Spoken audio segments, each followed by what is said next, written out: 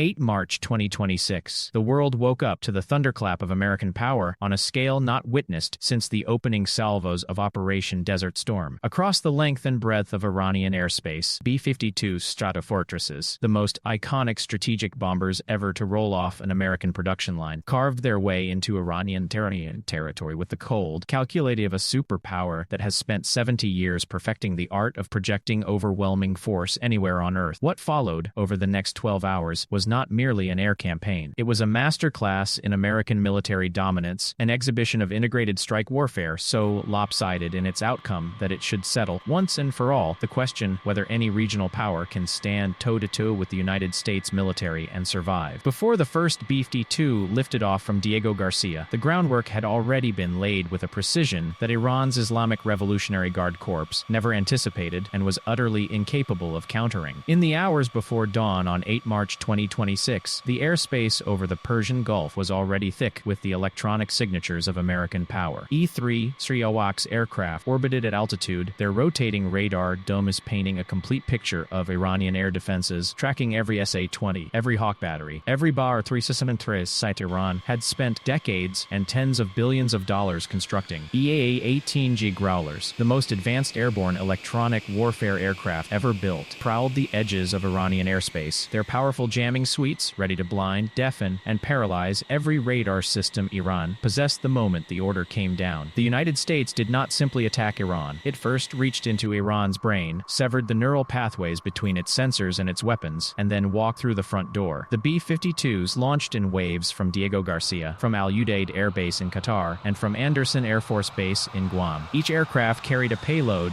that would have been unimaginable to the generals of earlier eras. AGM-86 air-launched cruise missiles loaded it in the internal weapons bay and on underwing pylons, each one a subsonic precision instrument capable of threading a window at a range of over 1,000 miles, guided by GPS and terrain-following algorithms that make the human pilot almost incidental to the targeting solution. These were not dumb bombs dropped from altitude and aimed by a bombardier squinting through a sight. These were thinking weapons, patient weapons, weapons that could fly for hours at low altitude through mountain passes and urban canyons before finding their designated aim point and converting it into a smoking crater. Iran's air defense network, for all its pretensions of sophistication, was not designed to counter what was coming at it from a dozen vectors simultaneously. The first phase of the strike was suppression of enemy air defenses, and it was executed with a brutality of efficiency that left no room for Iranian countermeasures. JASSM-ER cruise missiles, the extended-range variant of the Joint to-Surface Standoff missile, reached out from B-52s flying outside Iranian airspace and began systematically dismantling the integrated air defense system that Iran had built as its shield. Radar installations at Isfahan, at Tabriz, at Bushehr, and the nuclear facilities at Fordow and Natanz ceased transmitting within the first 30 minutes of the campaign. Iranian air defense operators watched their screens go dark in sequence, each outstation going silent like candles being snuffed out one by one in a darkening room. They could hear the war beginning. They could not see it, and they could not stop it. There is a particular cruelty to electronic warfare that is easy to understate. Iran's surface-to-air missile systems, the weapons on which the IRGC had staked its reputation for years, the weapons it had paraded through Tehran to thunderous applause, the weapons it had boasted would make American air power in the Persian Gulf, those weapons did not fail because they were poorly made or poorly crewed. They failed because they were blind. An SA-8 gargoyle battery is a fearsome thing when its radar is working and its operators have situational awareness. When the Growlers have jammed its acquisition radar, when the JASSM has taken out its engagement radar, when the data links feeding it targeting information from over-the-horizon sensors have been severed by cyber attacks launched hours before the first aircraft crossed the Iranian border. At that point, the SA-20 battery is simply an expensive collection of metal tubes pointing at a sky it can no longer see. That is what American military dominance looks like in practice. Not courage against courage, not weapon against weapon, but the systematic, methodical destruction of the enemy's ability to fight before the main attack even begins. By the time the B-52s entered Iranian airspace, and they did enter Iranian airspace, because once you have destroyed the enemy's air defenses, there is no reason not to, Iran's Air Force was attempting to respond with a desperation that bordered on the suicidal. F-14 Tomcats, ancient relics of the Shah's era maintained through decades of sanctions-busting spare parts procurement, lurched off runways at Mehrabad and Isfahan and flew toward the intruding American formations. They were met by F-22 Raptors operating in their natural environment at high altitude altitude in the thin, cold air, where their supercruise capability and all-aspect stealth gave them an almost supernatural tactical advantage. The engagements were not dogfights, they were executions. AIM-120D AMRAAMs, fired from beyond visual range, converted Iranian interceptors into fireballs before their pilots ever achieved a radar lock. In less than 40 minutes of air-to-air combat, what remained of the Islamic Republic of Iran Air Force's credible interceptor fleet had been reduced by more than 60%. The survivors landed and did not take off again. The B-52s pressed on. These are not glamorous aircraft. They are not stealthy, they are not fast, and they are not young. The airframes now striking Iran were built during the Eisenhower administration, flown by men whose grandfathers flew the same type over Vietnam. But they are enormous, they carry an almost incomprehensible weight of ordnance, and they have been continuously upgraded to remain among the most lethal strike platforms in the history of air warfare. A single B-52 flying a combat sortie over Iran on 8 March 2026, more precision-guided munitions than the entire Iranian Air Force could put in the air on a good day. 12 of them flew that first wave. The math was not complicated. Iran simply did not have enough of anything to stop what was falling on it. The target list was not assembled overnight. American intelligence services had spent years building the comprehensive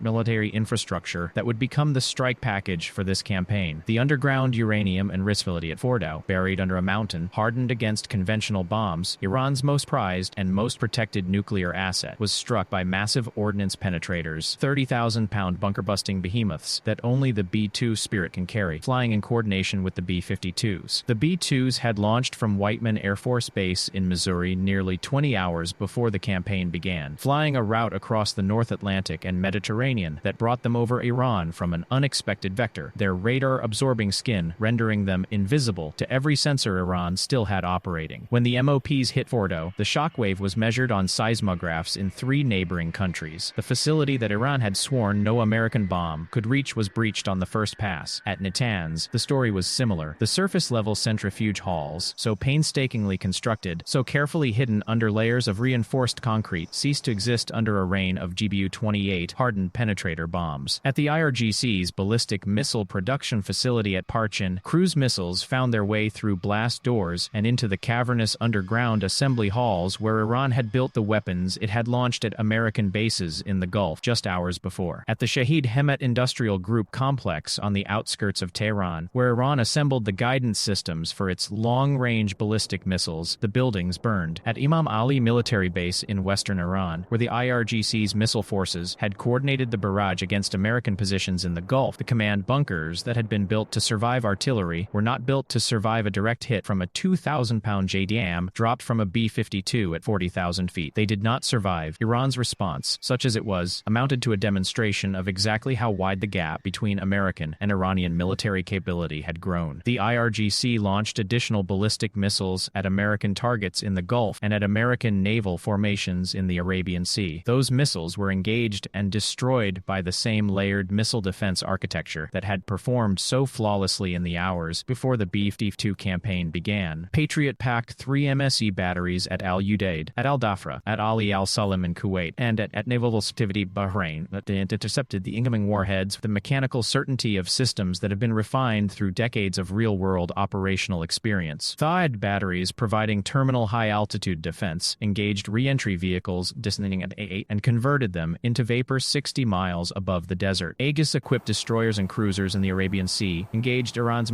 maritime stratages with SM-3 interceptors before the warheads ever began their terminal descent. Iran threw everything it had left at American forces. American forces batted it all down without losing a single asset. The carrier strike group operating in the northern Arabian Sea, built around USS Abraham Lincoln, was the object of Iran's most determined counter-strike effort. The IRGC understood, even in the chaos and desperation of a military plan going catastrophically wrong, that the carrier was the beating heart and air power in the theater. Sink the carrier, or even damage it seriously, and you have achieved something. You have shown that America bleeds. Iran launched over 100 missiles and drones at the formation over the course of the campaign. Not one reached the flight deck. The Aegis ships on the screen engaged ballistic threats at range. Rolling airframe missiles handled the sea-skimming cruise missiles and drones that tried to slip under the radar coverage. Close-in weapon systems aboard the carrier itself chewed up anything that made it past the outer ring of defenses. The flight deck of the Lincoln remained operational throughout, launching and recovering combat aircraft on a cycle that did not pause for a single Iranian missile. 15 minutes after Iran's most ambitious missile strike on the formation, the catapults were firing again and F-818 Super Hornets were climbing east toward Iran with full weapons loads. What the Lincoln's air wing delivered was the second chapter of a story that the B-52s had begun. If the strategic bombers provided the heavy fist, the bunker busting, the infrastructure destruction, the systematic erasure of Iran's military-industrial complex, then the carrier aviation provided the surgical knife. F-818A and F-885 Super Hornets from VFA-41, VFA-42, VFA-52, and VF-151 flew hundreds of sorties into Iran over a 36-hour period, hitting targets that required the precision that only manned tactical aircraft could deliver. Command posts, communications nodes, fuel storage facilities, logistics hubs. The EA-18G Growlers that accompanied every strike edge ensured that whatever remained of Iran's electronic defenses stayed dark. The E-22D advanced Hawkeyes that flew as the quarterback of every strike package gave the strike aircraft a god's-eye view of the battle space that Iranian pilots, scrambling in desperation from half-destroyed airbases, could not hope to match. American air power did not just hit harder than Iran, it saw further, thought faster, and acted with a coherence and integration that Iran's fragmented military command structure was constitutionally incapable of replicating. On the ground in the Gulf, American forces had spent the early hours of 8 March absorbing Iran's opening barrage with a composure that itself spoke to the depth of American military culture. At Kuwait's Ali al-Salam Air Base, Patriot batteries had intercepted 380 incoming projectiles without a single leaker, setting a record for missile defense performance that may stand for decades. At Jordan's Muwafaq Salti Air Base, F-35As had launched combat sorties, while their own base was still under active missile attack. The pilots answering to military power on runways, while Patriot contrails crisscrossed the sky overhead. At Erbil in northern Iraq, Siawi's close-in weapon systems had chewed through 16 separate drone attacks without a single penetration of the perimeter. The message embedded in these performances was unmistakable. The United States military had built its defensive architecture to absorb exactly this kind of blow, and it had done so with margins to spare. Iran had not sent a probe. Iran had sent everything it had, and American forces had treated it as a training exercise. By midday on 8 March 2026, the scale of Iran's military catastrophe was becoming impossible to disguise. The IRGC's ballistic missile inventory, accumulated over decades at enormous cost and presented to the Iranian public as the ultimate guarantor of the Islamic Republic's security, had been largely expended against targets it destroyed, intercepted by systems it could not defeat, or was being systematically eliminated on its launchers by American strike aircraft that now operated over Iran, something approaching impunity. The Air Force that was supposed to contest American air power over Iranian territory had been swept from the skies in the first hours of the campaign. The radar network that was supposed to give Iran strategic warning and enable its layered air defenses to function had been blinded before the main assault even began. The hardened facilities that were supposed to survive anything America could throw at them had been breached. The command structure was supposed to coordinate Iran's response had been decapitated by precision strikes that seemed to know the location of every bunker, every command post, every secure communication facility in the country. There is a tendency in analyzing military outcomes to focus on hardware, on the specifications of missiles and aircraft, on kill intercept rates, on the technical performance of weapon systems under combat conditions. All of that matters. The performance of the PAC-3 MSE, the TOD, the SM-3, the JASME-R, the B-52's weapon systems, the F-22's air capability. All of it vindicated decades of American investment in military technology and vindicated the doctrine of integrated, multi-domain warfare the United States had spent the post-Cold War era developing. But hardware explains only part what happened over Iran on 8 March 26. The rest is explained by the human factor, by the quality of training, the depth of institutional knowledge, the culture of professionalism that pervades the American military, from the missile defense battery operator in Kuwait who has run the engagement sequence 1,000 times in simulation to the B-52 crew that has practiced this strike profile until it is as automatic as breathing. The battery commander in Bahrain, who had to make in real time the decision about how to allocate his interceptors against a mixed drone and ballistic missile attack, had not been given a script. He had been given judgment, developed through years of training and education in a military that takes the professional development of its officers and NCOs with a seriousness that has no parallel in the Iranian Revolutionary Guard Corps. The F-35 pilot at Muwafaq Salti, who released his brakes on a runway while missiles were still arsing overhead, was not running on adrenaline alone. He was running on training so deep it had become instinct, on the certainty born of thousands of hours in simulators and real cockpits that he knew exactly what he was doing and exactly what his aircraft could do. The weapons loader who drove his truck around a fresh blast crater to deliver JDAMs to a jet turning for its second sortie was not performing an act of extraordinary heroism. He was doing his job, exactly as trained, under conditions that his training had prepared him to handle. That is what American military dominance actually looks like at the operational level. It is not just the B-52s dropping their loads on hardened Iranian facilities, though that is part of it. It is the integrated architecture of surveillance, communication, electronic warfare, missile defense, strike aviation, and logistics that makes the whole system work with a coherence that multiplies the effectiveness of every individual component. Iran spent decades preparing for a confrontation with the United States. It built missiles, it hardened facilities, it developed asymmetric tactics designed to impose costs on an adversary it could not defeat in a straightforward contest of arms. And when the confrontation came, the asymmetry ran entirely the other way. By the evening of 8 March 2026, the B-52s were already returning to Diego Garcia and Anderson for rearming. The damage assessment teams were still compiling their reports, but the operational picture was already clear enough. Iran's nuclear program had been set back by years. Its ballistic missile production infrastructure lay in ruins. Its integrated air defense system had been reduced from a coherent network to a collection of isolated, blinded, largely non-functional components. Its air force had suffered losses from which it would not recover in any operationally meaningful timeframe. The Islamic Revolutionary Corps, the Praetorian force on which the Islamic Republic depended for its survival, had been struck at the institutional heart. Its command structure, its intelligence apparatus, its communications infrastructure, the headquarters from which it had directed decades of proxy warfare across the Middle East. All of it had been found, targeted, and destroyed with a thoroughness that reflected not improvisation, but the execution of a strike package built from years of intelligence collection and operational planning. Iran fired more than 1,000 missiles and drones at American military targets across the Gulf region and at American naval formations in the Arabian Sea. The final accounting of American casualties from those attacks was remarkably low, a testament to the effectiveness of the defensive systems that had been put in place and to the training of the crews who operated them. Against that, the physical and institutional damage inflicted on the Iranian military by B-52 campaign and the associated strikes was catastrophic and in several respects irreversible. Iran could eventually rebuild missile production facilities. It could not easily replace the engineers and scientists killed in those facilities or the institutional knowledge that died with them. It could not quickly reconstruct the command infrastructure that had been systematically targeted. It could not reconstitute, in any near-term timeframe, an integrated air defense network capable of contesting American air power over Iranian territory. The B-52 Stratofortress has been flying since 1955. It will still be flying in 2050. There is something almost philosophical about that fact, about the way a machine designed in the early years of the Cold War continues to deliver decisive strategic effect in the wars of the 21st century, not because it hasn't changed, because it has changed enormously, but because the power it represents transcends the technology of any particular era. The B-52 is an expression of American will. It is the physical manifestation of a country that decided decades ago to invest in the capacity to reach any target anywhere in the world and destroy it with precision, and that has maintained and refined that capacity through every shift in the strategic environment. On 8 March 2026, over the skies of Iran, the B-52 delivered on that promise again. Iran tried to stand against it. Iran was helpless. The record speaks for itself.